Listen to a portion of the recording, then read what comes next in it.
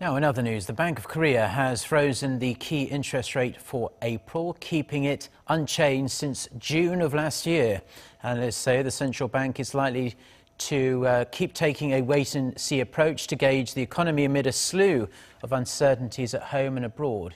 Kim Min-ji reports.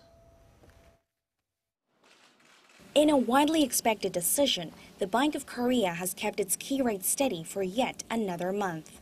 In its monetary policy meeting on Thursday, the central bank held the rate at a record low of 1.25%, unchanged since last June.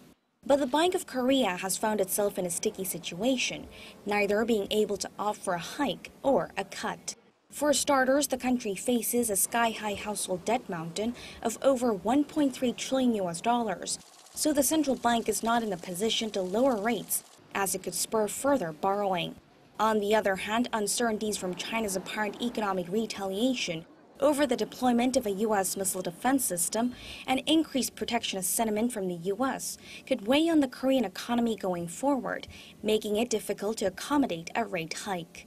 With that, the central bank faces another dilemma as it narrows the rate gap between Korea and the U.S. after the Federal Reserve raised its key rate by 25 basis points to a range of 0.75 to 1% last month. Most analysts believe Korea's central bank will likely stand pat throughout the year, but things may change in 2018.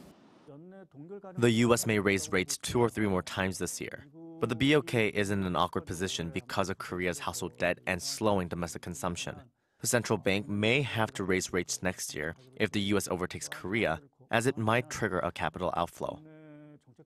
But the Bank of Korea has emphasized that while movements in the U.S. are important factors, it will not mechanically raise rates just because the Fed is doing so. For now, it says it will maintain its current stance of monetary easing to support growth, as inflationary pressures are not that pronounced. Kim Min-ji, Arirang News.